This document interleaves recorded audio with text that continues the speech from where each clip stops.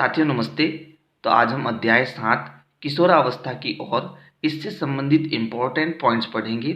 और इससे पहले कि जितने भी चैप्टर है उनकी वीडियोस जो है मैंने प्लेलिस्ट में डाल दी है, तो आप प्लेलिस्ट में जाओ और सारे वीडियोस जो है आराम से देखो। तो यहाँ पर हमारा सबसे पहला पॉइंट है किशोरावस्था। और किशोरावस्था को समझने से पहले हम ये समझ लेते हैं कि जब शिशु का जन्म होता है तो वो जो अवस्था होती है कुछ समय की, उसे हम क्या कहते हैं, शैशवावस्था कहते हैं। फिर शिशु धीरे धीरे बढ़ता है, उसकी क्या होती है, वृद्धि होती है। वृद्धि विकास होने पर वो किस अवस्था में आ जाता है, बाल्य अवस्था में आ जाता है। बाल्य अवस्था में वो खेलने लग जाता है, बात समझने लग जाता है, ठीक है। फिर बाल्यावस्था के बाद और उसके शरीर का विकास होता है और उसकी वृद्धि होती है और वो कहाँ पहुँच जाता है, किशोरावस्था में पहुँच जाता है, ठीक है। और किशोरावस्था में कौन से परिवर्तन होते हैं वो इस चैप्टर में हमें समझना है। तो किशोरावस्था की परिभाषा क्या है, पहले हम वो समझ लेते हैं। तो देखो, जीवन काल का वह समय जब शरीर में ऐसे परिवर्तन होते हैं जिसके परिणाम स्वरूप जनन परिपक्वता आती है, किशोरावस्था कहलाती है। यानी जब बालक किशोरावस्था में प्रवेश करता है तब वह ऐसे परिवर्तन अपने शरीर के अंदर ला देता है जिससे क्या हो जाता है, उसके जनन परिपक्वता हो जाती है। उस समय हम कहते हैं कि वह बालक कहाँ आ गया, किशोरावस्था में पहुंच चुका है, ठीक है। अब वो कौन से परिवर्तन हैं जो किशोरावस्था के दौरान आते हैं वो हम आगे पढ़ेंगे। और किशोरावस्था देखो कौन से वर्ष से स्टार्ट होती है, तो अगला पॉइंट है किशोरावस्था 11 वर्ष से शुरू होती है और 18 या 19 वर्ष की आयु तक रहती है। अब देखो किशोरावस्था में देखो 11 वर्ष से वो स्टार्ट हो जाती है, तो 11 को हम इंग्लिश में बोलते हैं 11, फिर उसके बाद आता है 12, फिर आता है 13, है ना। 13, 14, 16, 17, 18 और 19। यहाँ पर देखो सबके पीछे क्या जुड़ रहा है, टीन जुड़ रहा है। क्या जुड़ रहा है, टीन जुड़ रहा है। इसलिए किशोरावस्था में जो किशोर और किशोरी होती है उन्हें हम क्या कहते हैं, टीनेजर्स भी कहते हैं। क्योंकि यहाँ 13 से लगाकर 19 तक उसके पीछे क्या आ रहा है, टीन आ रहा है। इसलिए किशोर को हम क्या कहते हैं, टीनेजर्स भी कहते हैं, ठीक है। किशोरावस्था का दूसरा नाम हम क्या है, टीनेजर्स भी है। अब देखो किशोरावस्था में जो परिवर्तन होते हैं, ठीक है, किशोरावस्था में जो परिवर्तन होते हैं वो किसको बताते हैं, वो यौवनारंभ को बताते हैं, ठीक है।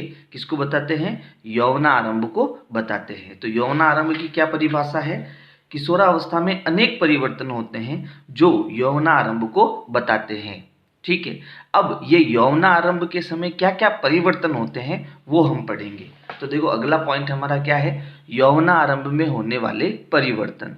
यानी जब बालक किशोरावस्था में पहुंचता है तो उसके शरीर में कौन कौन से परिवर्तन होते हैं जिसके कारण जनन परिपक्वता आती है। देखो यहाँ पर एक वर्ड आया है जनन परिपक्वता, जनन परिपक्वता,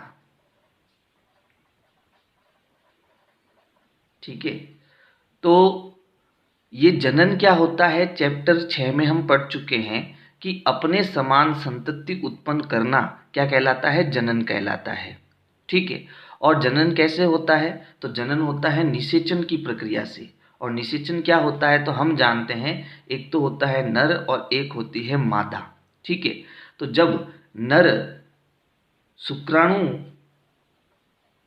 और मादा अंडाणु का स्त्राव करती है तो इन दोनों का क्या होता है, संलयन होता है। और जब इनका संलयन होता है तो उसी प्रक्रिया को क्या कहते हैं, हम निषेचन कहते हैं। और जब मादा और नर के द्वारा निषेचन होता है तो युग्मनज का निर्माण होता है। इसी प्रक्रिया को हम क्या कहते हैं, जनन कहते हैं। इसी प्रक्रिया को हम क्या कहते हैं, जनन कहते हैं। तो ये जनन करने की जो परिपक्वता है, ये जनन करने की जो परिपक्वता है वो कब आती है, किशोरावस्था में आती है। जब बालक के अंदर ऐसे परिवर्तन हो जाते हैं जिसके कारण वो जनन परिपक्वता के लिए सक्षम हो जाता है, तब हम कहेंगे कि वो पूर्ण रूप से किशोरावस्था में पहुंच चुका है। लेकिन वो कौन से परिवर्तन है जिसके कारण ये जनन परिपक्वता उसके अंदर आ गई, हमें पता चल जाएगा। तो वो परिवर्तन है ये। सबसे पहला परिवर्तन है लंबाई में वृद्धि। जब यौवना प्रारंभ स्टार्ट हो जाता है तो लड़का हो या लड़की, उसकी जो लंबाई है उसमें एकाएक क्या होने लगती है, वृद्धि होने लगती है, ठीक है, तो ये पहला परिवर्तन है। दूसरा परिवर्तन है शारीरिक आकृति में परिवर्तन। अब ये इंपॉर्टेंट है, इसको अच्छे से समझना। देखो यौवनारंभ में क्या होता है, जो लड़के होते हैं, बॉयज होते हैं, उनके कंधे कंधे और सीना, ठीक है, कंधे और सीना ये दोनों क्या होते हैं, चौड़े होते हैं, यानी इनकी चौड़ाई बढ़ जाती है। जबकि गर्ल्स में क्या होता है, कमर के जो नीचे वाला भाग है वो क्या हो जाता है, चौड़ा हो जाता है। कमर के नीचे वाला भाग क्या हो जाता है, चौड़ा हो जाता है। ये परिवर्तन कब आते हैं, जब यौवना आरंभ होता है। अगला पॉइंट है स्वर में परिवर्तन, ये भी इंपॉर्टेंट है। देखो स्वर में परिवर्तन में क्या होता है, जो अपने कंठमणि होती है ना, जो अपने कंठमणि होती है उसकी वृद्धि होती है। किसकी वृद्धि होती है, कंठमणि की वृद्धि होती है, कंठमणि की वृद्धि होती है। और कभी कभी तो लड़कों में कंठमणि की वृद्धि अनियमित रूप से होती है। किस प्रकार होती है, अनियमित रूप से होती है। अनियमित रूप से होने के कारण उसकी आवाज़ जो है वो भर्राने लगती है। क्या करने लगती है, भर्राने लगती है। और कुछ सप्ताह बाद वो ऑटोमेटिक ठीक हो जाती है। ये चेंजेज कब आता है, ये चेंजेज उसके किशोरावस्था के दौरान आता है। ठीक है, तो उसके स्वर में भी क्या आ जाता है, परिवर्तन आ जाता है। स्वर में एक और परिवर्तन आता है कि हम देखते हैं कि जो लड़कों की आवाज़ है उसमें भारीपन होता है, जबकि लड़कियों की जो आवाज़ है वो तीखी हो जाती है। तो ये भी जो है किशोरावस्था के दौरान होता है। अगला पॉइंट है स्वेद एवं तेल ग्रंथियों की क्रियाशीलता में वृद्धि। देखो स्वेद और तेल ग्रंथियां हमारे जीवन काल में हमेशा बनी रहती है और हमेशा ये क्रियाशील रहती है। लेकिन जब किशोरावस्था आरंभ होता है या किशोरावस्था या हम कह सकते हैं यौवना आरंभ स्टार्ट होता है, उस समय इनकी क्रियाशीलता में क्या हो जाती है, वृद्धि हो जाती है। इसके कारण हमारी त्वचा जो है उसके ऊपर बहुत ज़्यादा ऑयली हो जाती है, वो त्वचा तेलीय हो जाती है। इसलिए किशोरावस्था के दौरान हमें जो है मुंह धोना चाहिए और बार बार मुंह की सफाई करनी चाहिए। और अगर ऐसा हम नहीं करेंगे तो हमारे फुंसी है ना, मुहासे हैं, ये सब चेहरे के ऊपर आ सकते हैं। ये क्यों होते हैं, क्योंकि स्वेद एवं तेल ग्रंथियों की क्रियाशीलता में वृद्धि हो जाती है। अगला इंपॉर्टेंट पॉइंट है जनन अंगों का परिपक्व होना। अब देखो मादा और नर जब ये किशोरावस्था में आते हैं तो इनके जनन अंगों का जो है वो परिपक्व होते हैं। अब इनके जनन अंग कौन से होते हैं, तो वो चैप्टर 6 में हम पढ़ चुके हैं। फिर भी एक बार हम देख लेते हैं कि ये जनन अंग कौन से हैं। तो देखो नर में जो जनन अंग है वो है शुक्राणु नलिका, दूसरा है वृषण और तीसरा है शिश्न। ठीक है, ये सारी चीज़ें हम चैप्टर 6 में पढ़ चुके हैं। तो किशोरावस्था के दौरान इनका भी क्या होता है, ये भी परिपक्व होते हैं। इनका भी क्या होता है, इनका भी जो है धीरे धीरे ये भी वृद्धि करते हैं, परिपक्व होते हैं। और मादा जननांग अंग में क्या क्या है, तो अंडवाहिनी है, अंडाशय है और गर्भाशय है। तो हम क्या देखते हैं कि जो वृषण है वो किसका निर्माण करता है, वो शुक्राणु का निर्माण करने लग जाता है। कब, किशोरावस्था के दौरान।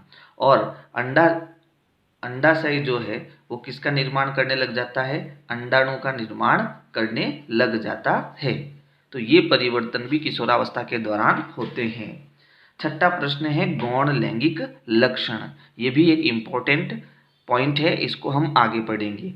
सातवां पॉइंट है मानसिक बौद्धिक संवेदनात्मक परिपक्वता। तो देखो किशोरावस्था में किशोरों का जो है मानसिक विकास सर्वाधिक होता है, बौद्धिक विकास भी होता है, यानी वो विवेकपूर्ण रूप से काम करने लग जाता है और उसका संवेदनात्मक विकास भी होता है। अगला जो पॉइंट है वो हमारा है गौण लैंगिक लक्षण, जो कि किशोरावस्था में होने वाला एक प्रमुख इंपॉर्टेंट परिवर्तन है। अब गौण लैंगिक लक्षण किसे कहते हैं, ये आपको एग्जाम में भी पूछा जा सकता है। तो देखो ऐसे लक्षण जो लड़कियों को लड़कों से पहचानने में सहायता करते हैं गौण लैंगिक लक्षण कहलाते हैं। यानी आप सीधा सीधा कह सकते हैं कि ये परिवर्तन लड़कों के हैं और ये परिवर्तन जो है वो लड़कियों के हैं। उन्हें बड़ी आसानी से हम पहचान सकते हैं। उन सभी लक्षणों को हम क्या कहते हैं, गौण लैंगिक लक्षण कहते हैं। जैसे ये कौन सा परिवर्तन है, तो देखो ये है जैसे लड़कियों के स्तनों का विकास होना तथा लड़कों के चेहरे पर दाढ़ी मूंछ का आना। तो ये बहुत ही इम्पोर्टेंट परिवर्तन होता है। कब होता है ये परिवर्तन, किशोरावस्था के दौरान होता है, जब यौवना आरंभ होता है। ठीक है, अगला पॉइंट है किशोरावस्था में होने वाले परिवर्तन हार्मोन द्वारा नियंत्रित होते हैं। अब देखो किशोरावस्था में ये जितने भी परिवर्तन होते हैं शरीर के अंदर, उनको कंट्रोल कौन करता है कि भाई किस प्रकार की वृद्धि करनी है, उसकी शारीरिक आकृति में किस प्रकार परिवर्तन होना है, स्वर में कैसे परिवर्तन होना है, उनके गौण लैंगिक लक्षणों का कैसे परिवर्तन होना है। तो ये सारा कंट्रोल, ये सारा नियंत्रण कौन करता है? हमारे शरीर के अंदर जो हार्मोन होते हैं वो नियंत्रित करते हैं। अब ये हार्मोन क्या होते हैं इसके बारे में हम पढ़ते हैं। तो देखो हार्मोन क्या है? हार्मोन एक रासायनिक पदार्थ है जो अंतःस्रावी ग्रंथियों द्वारा स्रावित किए जाते हैं। तो देखो हमने कक्षा 7 में बाह्य ग्रंथियों के बारे में तो पढ़ा था। वैसे ग्रंथियां जो होती है वो दो प्रकार की होती है, एक तो बाह्य ग्रंथियां और एक अंतःस्रावी ग्रंथियां। अब ये ग्रंथियां क्या करती है? हार्मोन का स्त्राव करती है। किसका स्त्राव करती है? हार्मोन का। और हार्मोन क्या है? एक रासायनिक पदार्थ है। एक रासायनिक पदार्थ है जो हमारे शरीर में बहुत सारे चेंजेस जो होते हैं उसका नियंत्रण करता है हार्मोन। ठीक है, तो ये एक रासायनिक पदार्थ है। अब ये जो हार्मोन है, ठीक है, उसमें भाई देखो किशोरावस्था में परिवर्तन लड़कों में भी होते हैं तो लड़कियों में भी होते हैं। तो जो मेन जो इस चैप्टर का मकसद है कि भाई किशोरावस्था किसे कहते हैं कि ऐसे परिवर्तन जिससे जनन परिपक्वता उनमें आ जाती है, तो उसे हम क्या कहते हैं? किशोरावस्था कहते हैं। तो जनन परिपक्वता आने के लिए लड़कों में तो पुरुष हार्मोन होता है, पौरुष हार्मोन, और लड़कियों में क्या होता है? स्त्री हार्मोन होती है। यानी कि हार्मोन बहुत सारे होते हैं, लेकिन जो मेन हार्मोन है एक तो वो है पौरुष हार्मोन और दूसरा है स्त्री हार्मोन। तो ये बहुत इंपॉर्टेंट है, इसको अच्छे से समझना। अब देखो पौरुष हार्मोन, तो यौवना आरंभ के साथ वृषण पौरुष हार्मोन यानी कि टेस्टोस्टेरोन का स्त्रवण प्रारंभ कर देता है। ठीक है, जिसके कारण उसके शरीर में अनेकों परिवर्तन होते हैं। समझ गए ना? इसी प्रकार स्त्री हार्मोन यौवना आरंभ के साथ ही अंडाशय स्त्री हार्मोन यानी एस्ट्रोजन का स्त्रवण प्रारंभ कर देता है। तो यहाँ पर टेस्टोस्टेरोन को तो हम पौरुष हार्मोन कहते हैं और एस्ट्रोजन को हम स्त्री हार्मोन कहते हैं। बात समझ में आ गई? और ये कहाँ से होते हैं? तो देखो टेस्टोस्टेरोन हार्मोन का स्त्रवण तो वृषण से होता है और यहाँ पर एस्ट्रोजन हार्मोन का स्त्रवण कहाँ से होता है? तो अंडाशय से होता है। अगला पॉइंट है इन हार्मोन के स्त्रवण से लड़कों तथा लड़कियों में परिवर्तन आते हैं, जैसे दाढ़ी मूंछ का आना, स्तनों का विकास होना आदि। यानी कि यहाँ पर पौरुष हार्मोन और स्त्री हार्मोन जब ये स्रावित होते हैं व्यक्ति के शरीर के अंदर, तो उनके अंदर जो है वो चेंजेज आते हैं, परिवर्तन आते हैं। जैसे अगर वो लड़का है तो इन हार्मोन के स्त्रवण के कारण लड़कों के चेहरे पर दाढ़ी और मूंछ ये आने लगती है, और लड़की है तो उसके स्तनों का विकास होता है। तब हम कहते हैं कि भाई देखो इनकी किशोरावस्था प्रारंभ हो चुकी है। ठीक है, क्योंकि इनके अंदर ये चेंजेज आने लग गए। और ये चेंजेज किसके कारण होते हैं? तो पौरुष हार्मोन और स्त्री हार्मोन के कारण ये चेंजेस होते हैं।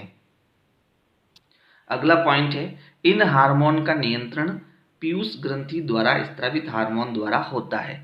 यानी कि जो अभी हमने पढ़ा है पौरुष हार्मोन और स्त्री हार्मोन, इनका भी नियंत्रण होता है। और इनका नियंत्रण कौन करता है? तो देखो मस्तिष्क के अंदर जो है एक पीयूष ग्रंथि होती है और ये पीयूष ग्रंथि जो है कुछ हार्मोन छोड़ते हैं, और वो हार्मोन जो होते हैं वो ऊपर दिए गए जो दोनों हार्मोन है पुरुष हार्मोन और स्त्री हार्मोन, उनका भी नियंत्रण करता है।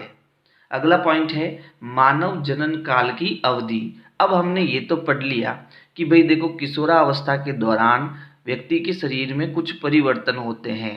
ठीक है, और उन्हीं परिवर्तनों के कारण उनमें क्या आती है? उनमें जनन क्षमता की परिपक्वता आती है। और जब किशोरावस्था के दौरान वो जनन के लिए परिपक्व हो जाते हैं, तो अब अगला प्रश्न उठता है कि वो जनन परिपक्वता कितने समय तक रहती है। ठीक है, वो उसका जो काल है वो कितनी अवधि तक रहता है, तो वो इस पॉइंट में हम समझेंगे। तो देखो जब किशोरों के वृषण तथा अंडाशय युग्मक का उत्पादन करने लगते हैं तब वे जनन के योग्य हो जाते हैं। तो ये लाइन तो देखो हमने समझ ली है कि भाई हम जानते हैं कि मादा में क्या होता है? अंडाशय होता है, और नर में क्या होता है? वृषण होता है। ये दोनों ही जनन अंग है और ये किशोरावस्था में क्या होते हैं, परिपक्व हो जाते हैं। तो जब ये परिपक्व हो जाते हैं तो इनके द्वारा इनके युग्मक उत्पन्न किए जाते हैं, इनके युग्मक बनाए जाते हैं। तो देखो जो अंडाशय है वो क्या बनाता है, वो अंडाणु युग्मक बनाता है और जो वृषण है वो शुक्राणु युग्मक बनाता है। ठीक है, और जब अंडाणु और शुक्राणु का मिलन होता है तो इसी प्रक्रिया को हम निषेचन कहते हैं। और जब इनका मिलन नहीं होता है, इनका किसी प्रकार का संयोग नहीं होता है, तो ये हमारे शरीर से बाहर निकाल दिए जाते हैं। ठीक है, अब देखो अगला पॉइंट। स्त्रियों में जननावस्था 10 या 12 वर्ष की आयु से लगाकर 45 से 50 वर्ष की आयु तक रहती है। अब देखो यहाँ पर जनन काल की अवधि दे दी गई है। जो लड़कियां हैं वो उनका जो है जननावस्था यानी जनन के लिए वो परिपक्व हो जाती है, तो वो अवस्था जो है कब से स्टार्ट हो जाती है, किसी लड़की जो होती है वो 10 वर्ष की आयु से ही जनन परिपक्व हो जाता है, किसी का 12 वर्ष से परिपक्व होता है। तो इसका मतलब वो 10 या 12 वर्ष से उसकी जो है जननावस्था प्रारंभ हो जाती है और वो कब तक चलती है, 45 से 50 वर्ष की आयु तक चलती है। जबकि पुरुषों में ऐसा नहीं है। पुरुषों में जब उनकी जननावस्था 11 वर्ष से स्टार्ट होती है तो वो 50 वर्ष से ऊपर भी जा सकता है, 60 वर्ष भी जा सकता है, 70 वर्ष भी जा सकता है। कुल मिला के लड़कियों की अपेक्षा, औरतों की अपेक्षा जननावस्था पुरुषों की बहुत अधिक होती है। उनके जो अवधि काल है वो बहुत ज़्यादा होता है, लेकिन औरतों में 45 से 50 वर्ष तक ही रहती है। अगला पॉइंट है ऋतुस्राव या रजोधर्म। ये बहुत इंपॉर्टेंट है, आपके एग्जाम में पूछा जा सकता है। तो देखो, अंडाशयों में एक अंडाणु परिपक्व होता है। तो देखो इस लाइन को समझना, हमने समझा था कि मादा में क्या होता है, अंडाशय होता है और अंडाशय किसका निर्माण करता है, अंडाणु का निर्माण करता है। ठीक है, तो यहाँ पर ये लाइन आपको समझ में आ गई होगी कि अंडाशयों में एक अंडाणु परिपक्व होता है जो लगभग 28 से 30 दिन के अंतराल में किसी एक अंडाणु द्वारा निर्मोचित होता है। यानी हमने चैप्टर 6 में हमने पढ़ा था कि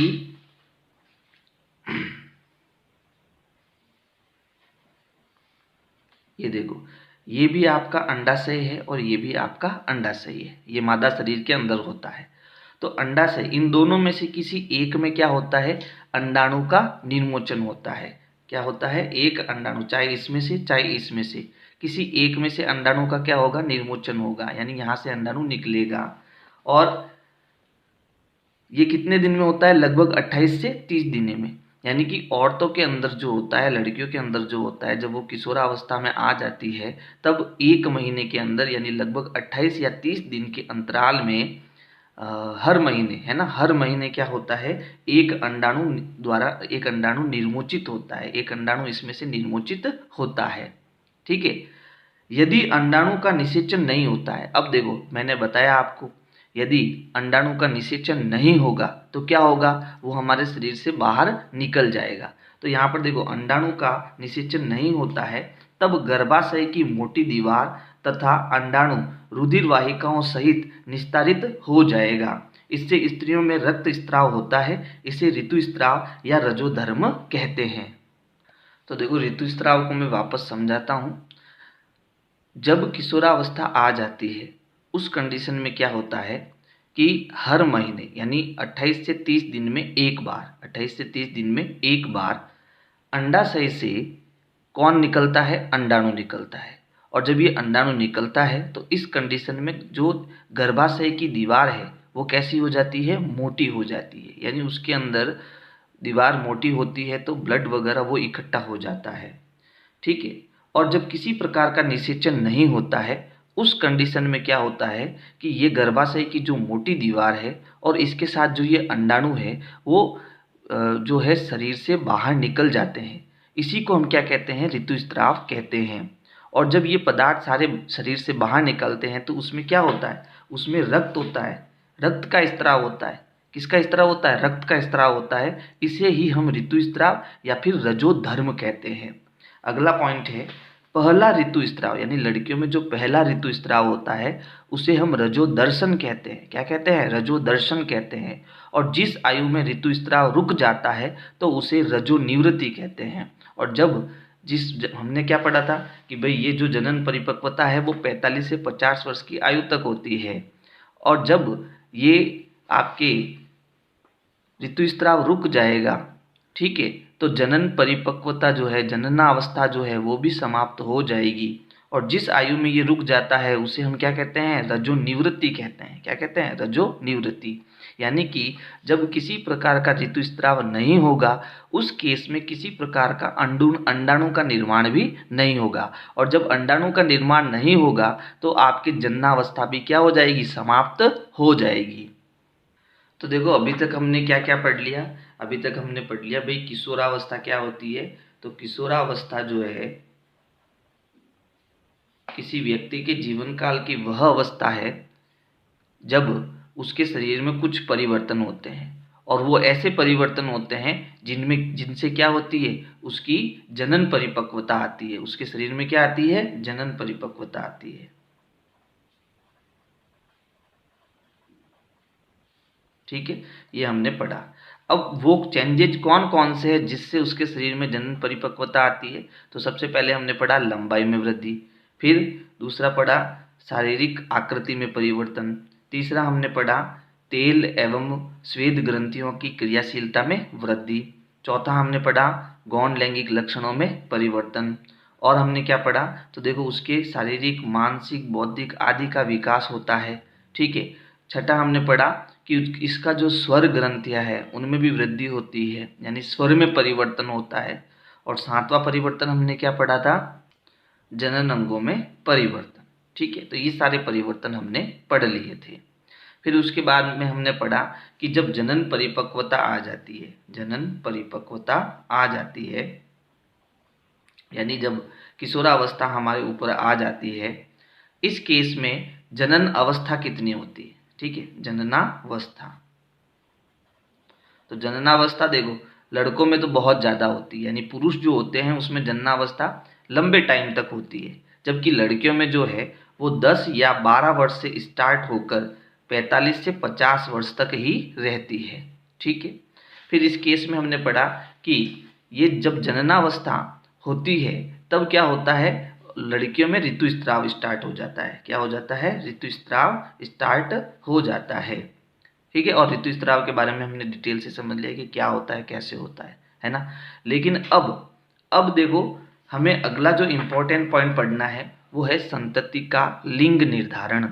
यानी कि जब जननावस्था हो जाती है उस केस में क्या होता है? जनन प्रक्रिया संपन्न होती है। नर और मादा द्वारा क्या होती है? जनन प्रक्रिया संपन्न होती है। और जनन क्या होता है? अपने समान संतति उत्पन्न करना जनन कहलाता है। यानी और ये जो संतति हम उत्पन्न करते हैं, ये जो बच्चे हम पैदा करते हैं, ठीक है, तो उसके जो लिंग निर्धारण है, यानी वो लड़का होगा या लड़की होगा, वो हमें कैसे पता चलेगा, उसका निर्धारण किस प्रकार होता है, वो इस टॉपिक में हम समझेंगे। तो सबसे पहले यहाँ पर लिखा है जन्म लेने वाला शिशु लड़का होगा या लड़की, यह संदेश निषेचित अंडाणु के गुणसूत्रों में निहित होता है। यानी कि यहाँ पर एक शब्द आया निषेचित अंडाणु, यानी कि जब शुक्राणु प्लस अंडाणु इन दोनों का संलयन होगा, है ना, तो इसे हम क्या कहेंगे? निषेचन कहेंगे। क्या कहेंगे? निषेचन कहेंगे। और ये जो निषेचित अंडाणु होगा वो इन दोनों के संलयन से मिलकर बना होगा, इसी हम निषेचित अंडाणु कहेंगे। और इसको हम युग्मनज भी बोलते हैं। क्या बोलते हैं? युग्मनज भी बोलते हैं। तो ये जो युग्मनज होता है, ठीक है, उसमें क्या होते हैं? उसके अंडाणु के गुणसूत्रों से हमें पता चलता है कि वो लड़का होगा या लड़की। यानी इसके अंदर क्या होते हैं? गुणसूत्र होते हैं। गुणसूत्र, ये गुणसूत्र क्या होता है तो इसको समझ लो। तो देखो ये शुक्राणु और अंडाणु ये क्या है? कोशिका है। तो कोशिका में क्या होता है? कोशिका में बीच में एक नाभिक होता है, केंद्र होता है। इस केंद्र में क्या होते हैं? ऐसे इस प्रकार की कुछ संरचनाएं होती हैं जिसे हम क्या कहते हैं? गुणसूत्र कहते हैं। और इन गुणसूत्रों के कारण ही हमें पता चलता है कि वो लड़का है या लड़की होती है। चलो आगे पढ़ते हैं। सभी मनुष्यों की कोशिकाओं के केंद्र में 23 जोड़े गुणसूत्र पाए जाते हैं। तो यहाँ पर जो हमने पढ़ा, ये शुक्राणु और अंडाणु, ये भी क्या है, कोशिकाएं हैं। तो इन कोशिकाओं के केंद्र में क्या होते हैं, 23 जोड़े गुणसूत्र होते हैं। 23 जोड़ी क्या होते हैं, गुणसूत्र होते हैं। इनमें से 2 गुणसूत्र यानी कि एक जोड़ी लिंग गुणसूत्र होते हैं। इनमें 23 जोड़ों में से एक जोड़ी ऐसी होती है जो लिंग गुणसूत्र होता है, जिससे हमें पता चलता है लड़का है या लड़की है, जिन्हें एक्स और वाई कहते हैं। यानी जो ये लिंग गुणसूत्र है उसमें एक जोड़ी गुणसूत्र यानी कितने गुणसूत्र, 2 गुणसूत्र, और 2 गुणसूत्र कौन कौन से, एक्स और वाई। अनिश्चित अंडाणु में सदा एक्स गुणसूत्र होता है। अब देखो वापस समझना, हमने क्या पढ़ा था, हमने पढ़ा था कि भाई एक शुक्राणु होता है और अंडाणु होता है, जब दोनों का संलयन होता है तो इसे हम निषेचन कहते हैं। अब ये कह रहा है अनिश्चित अंडाणु, यानी ये इसकी बात कर रहा है, अंडाणु की, ठीक है। तो अंडाणु जो होता है उसमें हमेशा कौन सा गुणसूत्र होता है, एक्स गुणसूत्र होता है। परंतु शुक्राणु 2 प्रकार के होते हैं, परंतु ये जो शुक्राणु होते हैं उसमें 2 प्रकार के गुणसूत्र होते हैं। उसमें कभी कभी एक्स गुणसूत्र भी आ जाता है तो कभी कभी वाई गुणसूत्र भी आ जाता है, ठीक है। तो जब दोनों का संलयन होगा तो एक्स और एक्स जुड़ेगा या फिर वाई और एक्स जुड़ेगा। बात समझ में आ गई। यानी अंडाणु में हमेशा एक गुणसूत्र फिक्स होता है और वो कौन सा है, एक्स, जबकि शुक्राणु में एक्स गुणसूत्र भी होता है तो वाई गुणसूत्र भी होता है, जिनमें एक प्रकार में एक्स गुणसूत्र तथा दूसरे प्रकार में वाई गुणसूत्र होते हैं। जब एक्स गुणसूत्र वाला शुक्राणु अंडाणु को निषेचित करता है तो युग्मनुज में एक्स एक्स गुणसूत्र होंगे, जिससे मादा शिशु विकसित होगी। यदि वाई गुणसूत्र वाला शुक्राणु अंडाणु को निषेचित करता है तो युग्मनज में एक्स वाई गुणसूत्र होंगे और नर शिशु विकसित होगा। तो देखो लिंग निर्धारण जो है वो टॉपिक बहुत सरल है।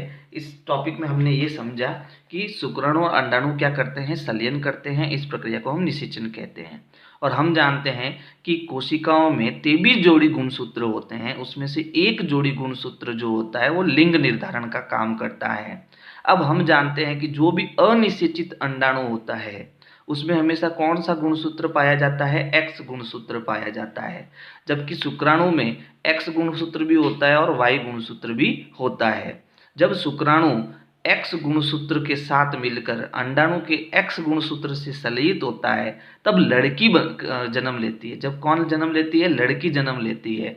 जबकि अगर शुक्राणु का वाई गुणसूत्र अंडाणु के एक्स गुणसूत्र के साथ जुड़ता है तब पुत्र का जन्म होता है, लड़का जन्म लेता है। ये समझ में आ गया आपको। अगला पॉइंट है लिंग हार्मोन के अतिरिक्त अन्य हार्मोन। देखो हमने पौरुष हार्मोन और स्त्री हार्मोन इसके बारे में विस्तार से चर्चा की। अब इनके अलावा भी कुछ हार्मोन होते हैं जो हमारे शरीर के अंदर छोड़े जाते हैं, उसमें है पीयूष ग्रंथि। तो देखो पीयूष ग्रंथि कौन से हार्मोन को छोड़ती है, तो यह मस्तिष्क में स्थित होती है। यानी ये ग्रंथि कहाँ स्थित होती है, मस्तिष्क में। यह वृद्धि हार्मोन स्रावित करती है। ये जो हार्मोन छोड़ती है वो कौन सी हार्मोन छोड़ती है, वृद्धि हार्मोन छोड़ती है, जिससे शरीर की लंबाई बढ़ती है, जो व्यक्ति की सामान्य वृद्धि के लिए आवश्यक है। दूसरी ग्रंथि है थायराइड ग्रंथि। तो यह गले में स्थित होती है। ये कहाँ होती है, गले में स्थित होती है, जो थायरोक्सिन हार्मोन का स्राव करती है। ये कौन से हार्मोन का स्राव करती है, थायरोक्सिन हार्मोन का। इसकी कमी से गाइटर नामक रोग हो जाता है। अगर इसकी कमी होगी तो ये गाइटर नामक रोग हो जाएगा। फिर अग्नाशय ग्रंथि, यह इंसुलिन हार्मोन का स्राव करती है। इसकी कमी से मधुमेह नामक रोग हो जाता है, जो कक्षा 7 में हम पढ़ चुके हैं। अगली ग्रंथि है एड्रिनल ग्रंथि। तो देखो यह एड्रिनलिन हार्मोन का स्राव करती है। यह हार्मोन क्रोध, चिंता एवं उत्तेजना की अवस्था में तनाव के संयोजन का कार्य करता है। यानी जब व्यक्ति को क्रोध होती है, चिंता होती है या उत्तेजना होती है तो उसको संतुलित करने के लिए ये हार्मोन हमारे शरीर के अंदर छोड़ा जाता है। इंपॉर्टेंट है, याद करना इसको, ठीक है। अब देखो यहाँ पर नोट करके मैंने एक इंपॉर्टेंट लाइन लिखी है जो कि कायांतरण की परिभाषा है।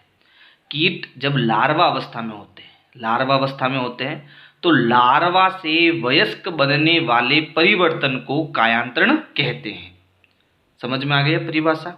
अब कीटों के कायांतरण का जो नियंत्रण है वो कीट हार्मोन द्वारा होता है। यानी लार्वा से वयस्क बनने के लिए जो भी परिवर्तन है कायांतरण के अनुसार, ठीक है, तो इसका नियंत्रण कौन करता है? तो इसका नियंत्रण करता है कीट हार्मोन। यानी कीट में जो हार्मोन होते हैं वो इस कायांतरण की प्रक्रिया को नियंत्रित करते हैं। अगला पॉइंट है जननात्मक स्वास्थ्य। तो जननात्मक स्वास्थ्य, जननात्मक अवस्था हम पढ़ चुके हैं, ठीक है, जब व्यक्ति किशोरावस्था में होता है और जनन प्रक्रिया संपन्न करता है और कितने अवधि तक उनके बीच में ये जनन अवस्था रहती है, वो सारी चीज़ें हम पढ़ चुके हैं। तो इस केस में उनको क्या क्या चीज़ें हैं जो उनके स्वास्थ्य के लिए सही है और उन्हें वो करनी चाहिए। तो यहाँ पर पहला पॉइंट है, व्यक्ति के शरीर को स्वस्थ रहने के लिए उसे संतुलित आहार करना चाहिए। कैसा आहार करना चाहिए? संतुलित आहार करना चाहिए। ऐसा भोजन करना चाहिए जिसमें कार्बोहाइड्रेट, वसा, विटामिन, खनिज लवण, रुक्षांश, ये सारी चीज़ें जो है प्रचुर मात्रा में हो, ठीक है, तो उसको हमेशा संतुलित आहार करना चाहिए। व्यक्तिगत स्वच्छता एवं सफाई नियमित रूप से करनी चाहिए। स्वच्छता भी आवश्यक है और नियमित खुद की सफाई करना भी बहुत जरूरी होता है। पर्याप्त शारीरिक व्यायाम करना चाहिए, ये भी बहुत इंपॉर्टेंट है। अगला पॉइंट है, लौह आयरन तत्व रुधिर का निर्माण करता है। तो यहाँ पर लौह तत्व की कमी नहीं आने देना चाहिए, है ना। किशोरावस्था के दौरान जो है लौह तत्व की कमी नहीं आने देना चाहिए, उचित आहार करना चाहिए। और अगर लोहे की कमी हो जाती है, आयरन की शरीर में कमी हो जाती है, तो इसका सीधा मतलब है कि व्यक्ति के शरीर में खून की कमी हो गई, है ना। और अगर आयरन प्रचुर मात्रा में है तो रुधिर का निर्माण भी लगातार होता रहेगा। नेक्स्ट पॉइंट है व्यक्तिगत स्वच्छता। तो इसमें हमें क्या ध्यान रखना चाहिए? किशोरावस्था में स्वेद ग्रंथियों का अधिक सक्रियता के कारण शरीर से गंध आने लगती है, अतः प्रतिदिन स्नान करना चाहिए, है ना। ये जो स्वेद ग्रंथियां हैं इनके कारण ही हमारे स्वेद ग्रंथियां और तेल ग्रंथियों के कारण ही हमारे चेहरे पर जो है क्या होती है? फुंसियाँ होती है। तो इन्हें नियमित रूप से इनको साफ करना बहुत ज़रूरी है। और इन स्वेद ग्रंथियों के कारण ही जो है हमारे शरीर से क्या आती है? गंध आती है। कब आती है? किशोरावस्था के दौरान आती है, क्योंकि ये अधिक क्रियाशील रहती है। तो इस केस में हमें क्या करना चाहिए? प्रतिदिन स्नान करना चाहिए। लड़कियों को ऋजु स्त्राव के समय सैनिटरी नैपकिन का प्रयोग करना चाहिए। आवश्यकता अनुसार हर 4-5 घंटे में इसे बदलना चाहिए। तो जब लड़कियों में ऋतुस्राव स्टार्ट होता है तो उस समय तो स्वच्छता का ध्यान रखना बहुत आवश्यक होता है। तो इस केस में हमें क्या उपयोग करना चाहिए? सैनिटरी नैपकिन का उपयोग करना चाहिए। और आवश्यकता अनुसार हर 4-5 घंटे में उसको क्या करना चाहिए? चेंज करना चाहिए, बदलना चाहिए। नेक्स्ट पॉइंट है भ्रांतियाँ एवं असत्य अवधारणाएँ। तो देखो, जब ये किशोरावस्था होती है तब कुछ बच्चे जो है अपने अंदर भ्रांतियाँ पाल देते हैं। तो उन भ्रांतियों को हमें अपने दिमाग में नहीं लाना है और हमें क्या क्या चीज़ें जो है ध्यान रखनी चाहिए वो हम पढ़ लेते हैं। सबसे पहला पॉइंट है ऋतुस्राव के समय यदि कोई लड़की किसी लड़के को देखती है तो वह गर्भवती हो जाती है। ये सबसे बड़ी भ्रांति है। लड़कियों में ऋतुस्राव होता है और कुछ लोग फालतू की कहानियाँ सुनाकर उनको क्या कर देते हैं? भ्रांति, उसके दिमाग में भ्रांति पैदा कर देते हैं। तो ऐसी भ्रांतियों में हमें नहीं फंसना है। ऋतुस्राव एक सामान्य प्रक्रिया है जो हर लड़की में होती है जब वो किशोरावस्था में आती है, ठीक है। अगला पॉइंट है संतान के लिंग के लिए उसकी माँ जिम्मेदार होती है। देखो, जब पुत्र या पुत्री जन्म लेती है तो ऐसा माना जाता है कि जो पुत्र या पुत्री जन्म लेती है उसका कौन कारण होती है? माँ जिम्मेदार होती है। ऐसा नहीं है, उसके लिए कौन जिम्मेदार होता है? पिता जिम्मेदार होता है। क्योंकि हमने अभी पढ़ा था पुत्र या पुत्री कौन जन्म लेगा ये शुक्राणु से डिसाइड होता है। शुक्राणु यदि X गुणसूत्र छोड़ता है तब लड़की का निर्माण होता है और शुक्राणु यदि Y गुणसूत्र छोड़ता है तो पुत्र का निर्माण होता है या पुत्र जन्म लेता है। अगला पॉइंट है ऋतुस्राव में लड़की का रसोई का काम करना निषिद्ध है। ऐसा कोई आवश्यक नहीं। हाँ, ऋतुस्राव में लड़कियों को साफ सफाई का ध्यान रखना चाहिए, लेकिन वो रसोई में जाकर काम भी कर सकती है, ऐसा कुछ नहीं है। इन सभी बातों को का कोई आधार नहीं, यानी ये सारी हमारी क्या है? भ्रांतियाँ हैं, असत्य अवधारणाएं हैं। इन चीज़ों में हमें नहीं फंसना चाहिए। अब जो कुछ इम्पोर्टेंट पॉइंट है वो मैंने लिखे हैं जो आपकी बुक में है। नशीले पदार्थों को ना कहे। देखो, किशोरावस्था जो है उसमें बौद्धिक विकास होता है, शारीरिक विकास होता है, मानसिक विकास होता है। वो बहुत कुछ समझने लग जाता है और किशोरावस्था में जो है वो बहुत ज़्यादा जो है उत्साहित रहता है, किसी भी चीज़ को करने के लिए क्या रहता है, उत्साहित रहता है। तो अगर किशोरावस्था में लड़का या लड़की किसी गलत संगत में फंस जाता है तो सबसे पहले तो वो नशीले पदार्थों का क्या होने लग जाता है, शिकार होने लग जाता है। तो जब आप किशोरावस्था में हो या किशोरावस्था में आने वाले हो तो नशीले पदार्थों को हमें क्या कहना है, ना कहना है। और जो बुरे संगत के व्यक्ति है उनसे हमेशा हमें दूरी बनाई रखनी है। दूसरा पॉइंट है, एड्स नामक रोग HIV नामक वायरस द्वारा होता है। देखो, सारी बीमारियों का इलाज है लेकिन एड्स का कोई इलाज नहीं है और ये एड्स नामक रोग जो है वो HIV वायरस द्वारा होता है, ये आपको याद करना है। HIV पीड़ित व्यक्ति के साथ लैंगिक संपर्क स्थापित करने से भी इस रोग का संक्रमण हो सकता है। तो देखो, अगर किसी व्यक्ति को एड्स है तो उसके शरीर में कौन सा वायरस है, HIV वायरस है। तो HIV पीड़ित व्यक्ति के साथ अगर कोई लैंगिक संपर्क स्थापित करता है, ठीक है, तो वो HIV वायरस जो है उस व्यक्ति को भी हो जाएगा जिससे उसने इस वायरस से जनित व्यक्ति से लैंगिक संपर्क किया, ठीक है। तो वो भी क्या होगा, रोग से संक्रमित हो सकता है। तो ये कुछ इंपॉर्टेंट पॉइंट है, ये आपको याद रखने हैं। अब हमारा चैप्टर समाप्त हुआ। तो अगर मेरे वीडियोज आपको पसंद आए तो वीडियो को लाइक करो, चैनल को सब्सक्राइब करो। Thank you.